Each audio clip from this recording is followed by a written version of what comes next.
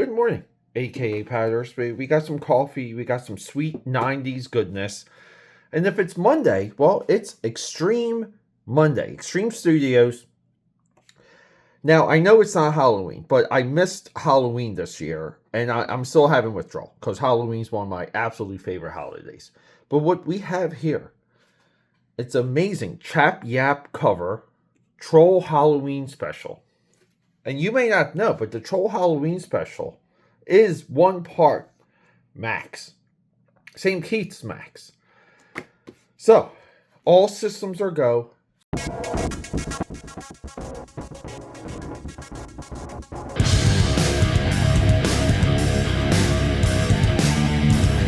Rob became a $7 million man at age 27.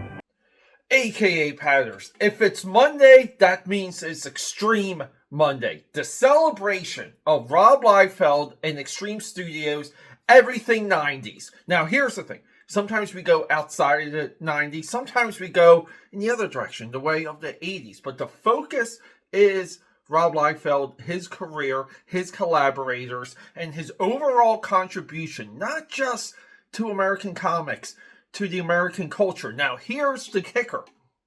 I loved, admired, appreciated Rob Liefeld's career for my entire life. AKA Patters. I was there at ground zero the day X-Force Summer 1 dropped. I had to have all of the trading cards. But hey, we're adults now. We can look at things. We can be critical. So it's Rob Liefeld, Extreme Mondays, the good and the bad. Rock and roll.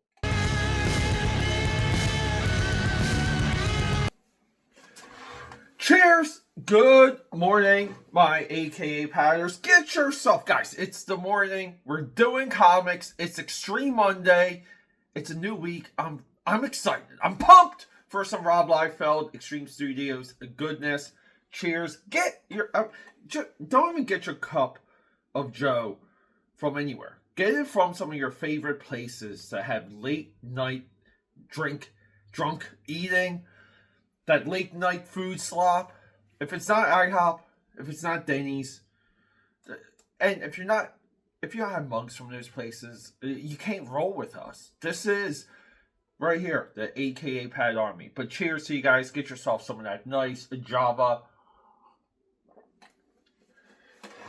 Why are we talking about Halloween? Halloween's done. We're marching towards Thanksgiving. Troll Halloween special. Guys, I missed Halloween this year. I had to go to below Buffalo. Had to become one with the Bills Mafia. Upset a lot of people from Philly, too. The tribalism in sports is odd to me. I enjoy great players, great teams, great cities. And in Buffalo's case, great cuisine. Because the food at the tailgate is better than the food you can get inside of Buffalo. Outside of Lucky Whiskey. Incredible food there. I think they're the best food in Buffalo. But moving on, guys. Never lend out your character without written assurances, without approval of some state. St. Keith, this must have been a phone call. Rob Liefeld, Eric Stevenson, someone calls him up and says, Can we use the Max, your character, the MTV character? Also, right, cassette music tape, if you guys remember that. Can we use the Max in our Troll Halloween special? Yes. Boom. And you trust that there's a level that's going to be applied to your character. It's going to hit the mood, going to have a good story, nice flow, maybe add to the character. Troll is somewhat of a like Deadpool character at this time, not fully self-aware like She-Hulk was for John Byrne talking to the audience, but Troll was almost a troll of the time, very meta. Troll, to me, is the one Rob Liefeld, Extreme Studios character that truly deserves a comeback in this day and age. But with that, here's the point. St. Keith clearly took a phone call, banged down that phone to get back to the drawing table, and said it and forgot about it. And then this book rolls around. Troll is not even featured on the cover, or the Max is not featured on the cover. It's a frustrating cover anyway. Nice illustration, nice 90s moon. We'll get to it at that drawing table. And when we get into this story, it's almost just like, please don't use my character. You're not giving my character service. And a lot of people would be like, well, it's good for exposure. I think that's the low level, low energy, way, the low hanging fruit position that a lot of people take. It's good exposure. Guys, let's hit the drawing table. We got to talk about it. Let's go. So coming out of that intro, yeah, AKAPAD, sometimes I'm back and forth on like how to position things with the intros. Do I talk about it here or there, right? Before we crack this sucker open, I want to tease what's coming in December. Because we're doing a lot of Christmas stuff in December. Might actually start late November. Extreme Super Christmas Special with our boy, the Troll. Now, here's the thing. Both of these, 1994, which is highly significant when it comes into the career, the life of not only Rob Liefeld, but everyone involved with Extreme Studios. We can say with some confidence, and you'll see it the more we do these Extreme Mondays. 94 is really the sweet spot for everything we're going to go through. Some of 94 is great, some of it's bad, but let me just show you this. We already mentioned the Max is in here, but check this out. I love that jack-o'-lantern. It's got the little stem. Like, really, like, again, like, these are the things that made buying comic books back in the day so exciting. And I love the candy cane image eye, or the peppermint cane image eye for the Extreme Super Christmas Special, with maybe some of the worst font placement. I mean, we can make the special bigger. So, without criticizing that too much, we gotta talk about it. And I'm looking for one of my whiteout pens. You guys know it's coming. So, even though this is a nicely illustrated cover by Chap Yap. Now, I'm not crazy for Chap Yap. I know some of you guys are. That's a little bit of the cartoonist K-Fake effect. Chap Yap was capable, but he left comics. Like, this guy completely abandoned American comics for a reason. Because I think Rob Liefeld burned them the hell out. He discovered them and burned them out. Now, I'm looking for one of these that work. It's hard to do sometimes. Shake that up. Okay. So, it's Troll riding a broomstick, right? But they have this collaboration. And the Max is huge at this time. And people don't know who or what the Max is in Extreme Studios, because they draw, and this is for the cover. So Chap Yap draws the Max here with like a pupil. Well, sometimes he kind of has a pupil, he doesn't, so we'll let that pass. But what doesn't pass is this like slime, the slobber. I don't get it. So, and I kind of want to say that the cover artwork might like stretch like this. Like, the cover artwork might be a lot bigger. But they cropped this. And let's get rid of that real quick. They cropped that. And we have this, like, dead space here. We'll put a couple question marks. Like, real nice dead space here. Like, what is this? Like, what are we doing? Where's our editors? See, and we can even measure it here, like AKAPADers. Like, what is happening here? I don't know. And then we get this. So you want to say, like, this happened, and they were like, this is one fantastic cover, right?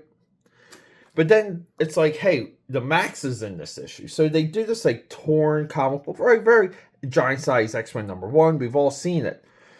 And you're telling me at this point they can't just get a good good headshot of the Max and kind of like put it here, like, or something. And I'm just kind of being a little quick here. Like you don't sell me that the Max is in this issue, and he's in this issue on a really big level. Well, that's before we crack this sucker open. So let's do that. Extreme and Image Comics presents Troll Halloween Special. Layouts by Chap.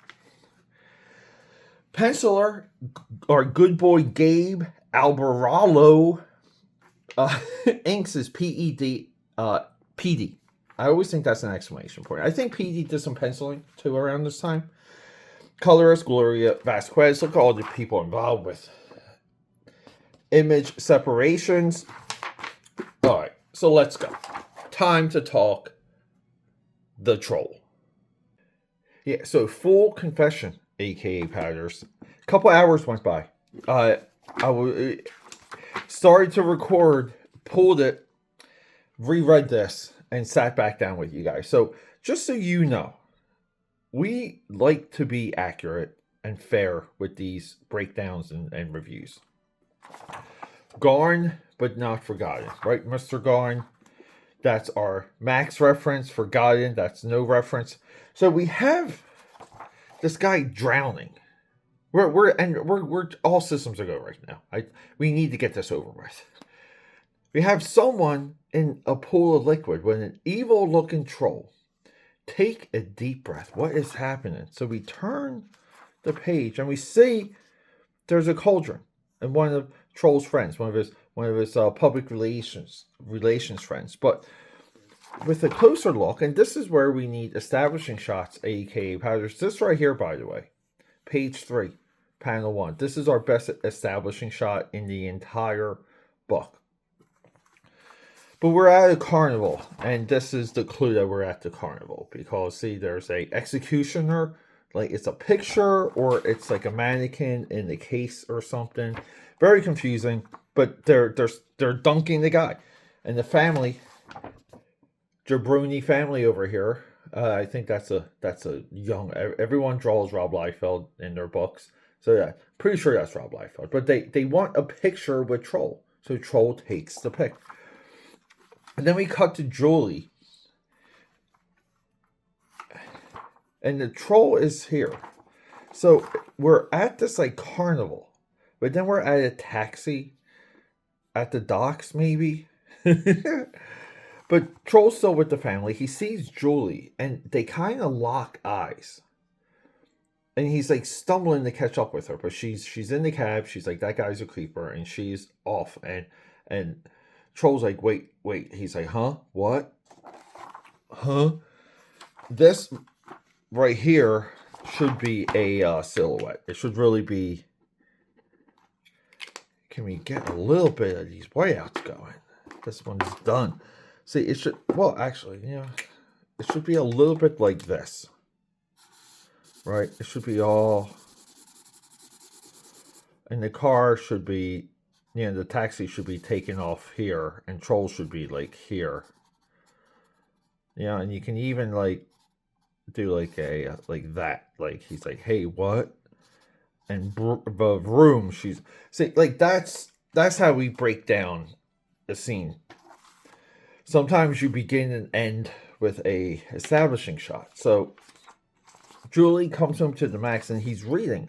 I give so much credit here. The Max is reading horror books that he dug out of the trash. This is everything we want to know from the Max. Everything we want to see from the Max. He's reading. He had a good taste too. A complete set of Clive Barker's and Nancy Collins, Perry Brass, and Skip. You guys know how big. I mean, right close to my drawing table, we have my own Clive Barker library. So big shout out to Extreme Studios. You guys rock. We get a little bit of coloring simile here. Everyone's wearing purple. But the Max is, again, like, what do we do with the Max when St. Keith isn't drawing it? So we're trying to put this in the world of St. Keith. Like, Julie isn't wearing any shoes. Like I said, the Max is in the crap position. But then he would draw Julie with almost like a little bit of a belly. So, like, we're trying to do the midriff right here. If I was St. Keith and I saw this, I would just be like, guys, you have to recolor it. At least make it darker if you're not going to redraw it. Here, give me the pages. I'll lay out the poses, and you guys put your style over my breakdowns or my layouts. I would really flip out at this if I was St. Keith. And maybe he did. So the Max there's one book he's reading. So Julie's being a little nosy. In this book, she sees victim number 7, and she flips out, and she smacks the door shut. And then we cut to Julie. We know it's Julie, but then we're in Victorian time. Julie stumbles, and she's pretty much rescued by a affluent troll. Troll is a man of the town at this point. So a little bit. I mean, we don't, again, we need establishing shots here. Like, the flow of this already, the page to page turn, and I know the flow is a little bit of a platitude. I hate using that term. From the readership standpoint, we're just not there.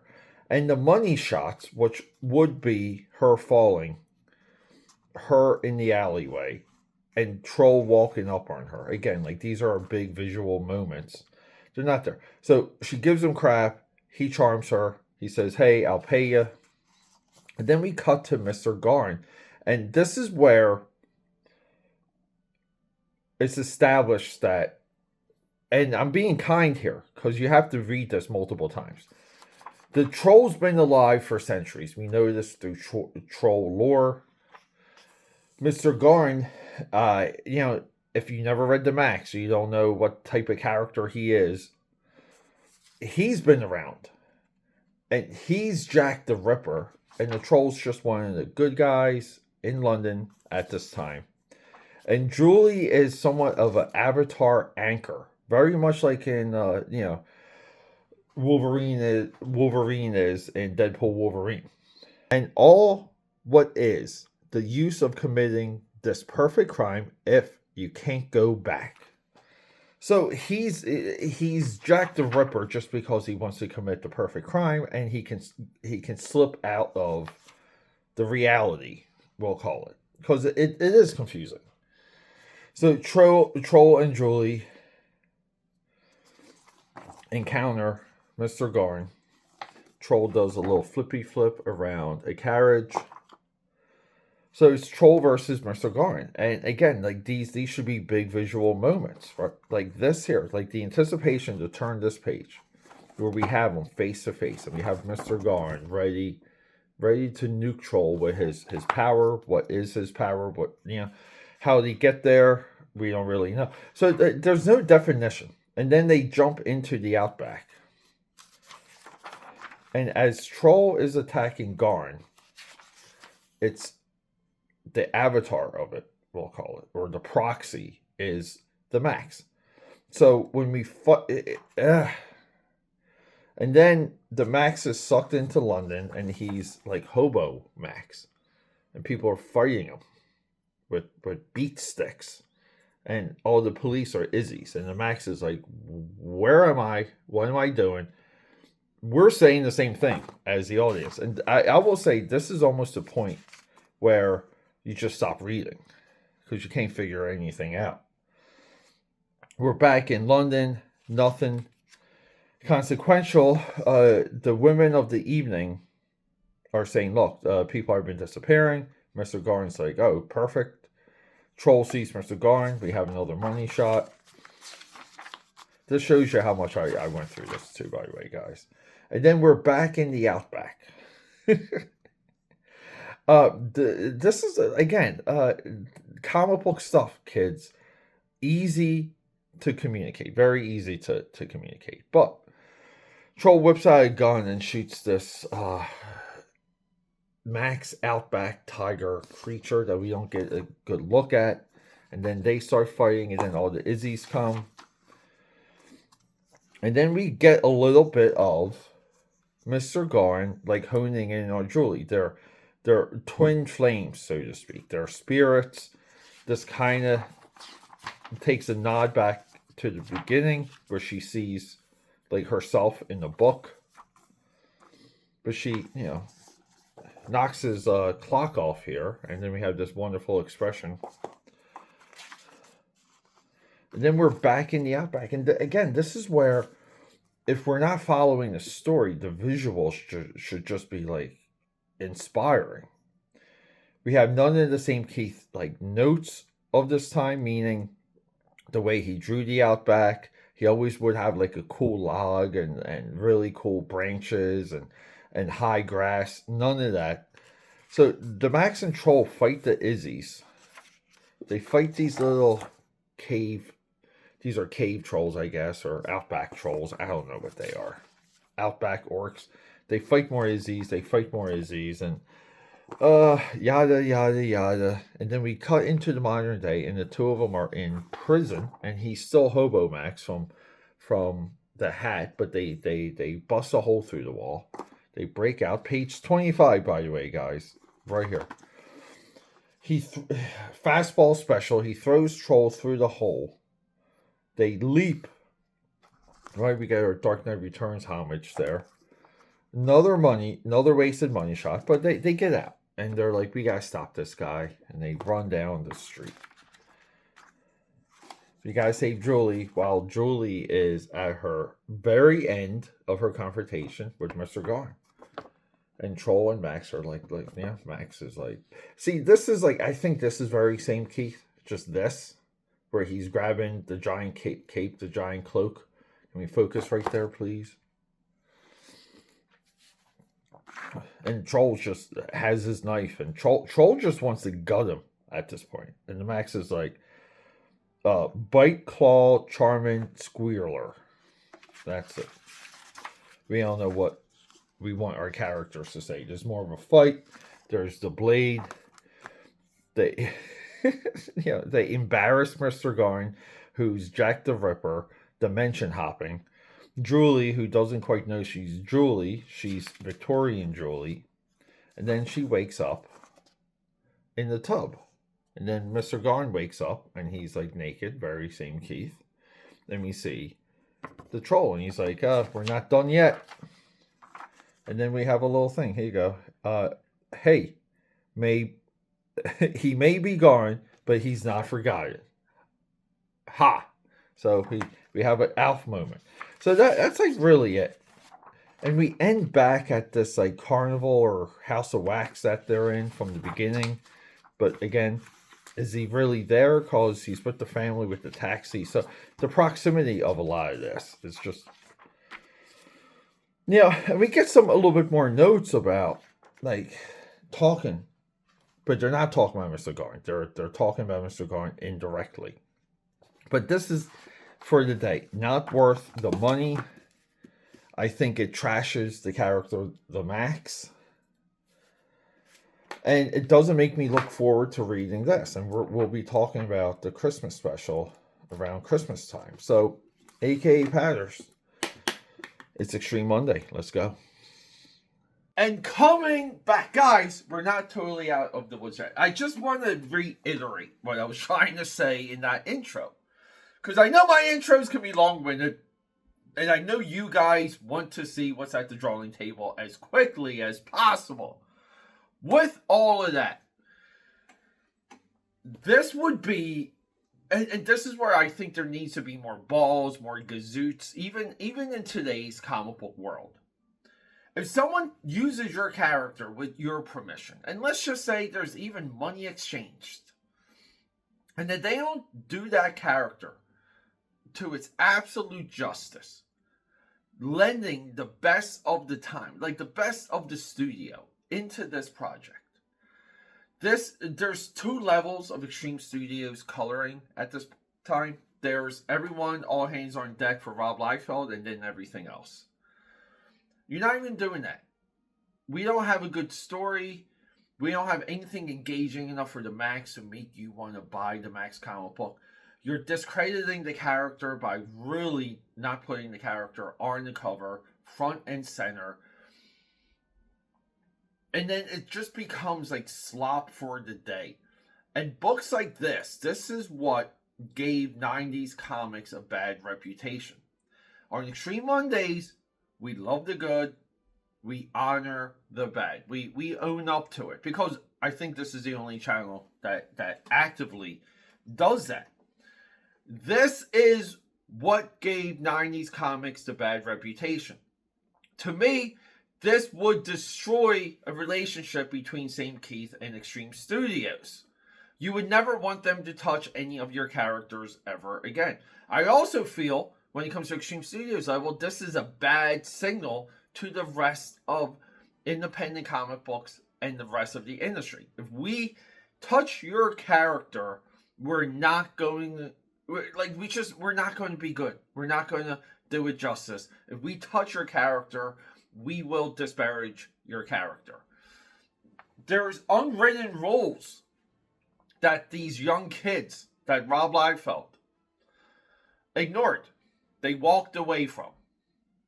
It was easier to walk away from true editorial direction, true editors that would have a notion of professionalism, that would want to protect their reputations, because the editors are the membrane of the industry.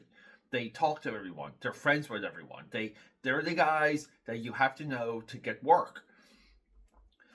So there's a little bit of like that crack, that fracturing of the Roman wall. Rome wasn't built in a day. It didn't fall in a day either. We look at this and we really see every single problem with 90s comics. The criticisms are true in today's episode. Guys, it's Extreme Mondays. Get yourself a subscription. So many of you, you watch these videos on your feed. I know you do. I see it in the analytics, but you're not subscribing. Do me a favor. Subscribe, support, leave a comment, give me a thumbs up. I love you guys. Rock and roll. Until next week, because next week is another Extreme Monday. Let's go. Let me cut in real quick, a.k.a. Pad. Quick promo. Peter A. DeLuca, a.k.a. Pad, the film buff.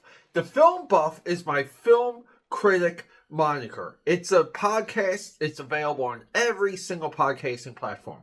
During the month of October, this is 9 years running. We're like hundreds of episodes deep. Combined, the podcast is over 1,000 episodes deep. But during October, we do the 31 Days of Dread. That's one horror movie a day for the entire month of October. And sometimes we do 2 to 3 drops a day.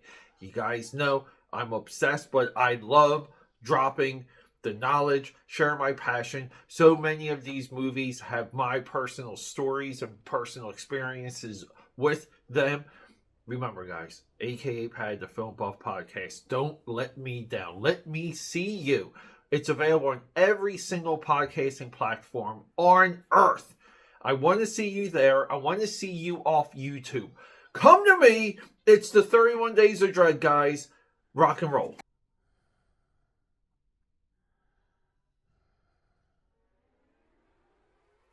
Excuse me. Let me cut in real quick my AKA Padders, friends of mine, Rob Liefeld, lovers of mine.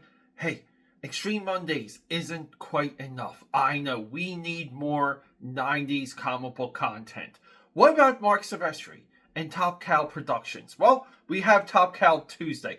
What about Jim Lee and Wildstorm Productions? Well, we have Wildstorm Wednesdays. So, be on the lookout. These are all weekly, regular series available on this channel. Extreme Mondays, Top Cow Tuesday, Wildstorm Wednesday. Let's get back to that video.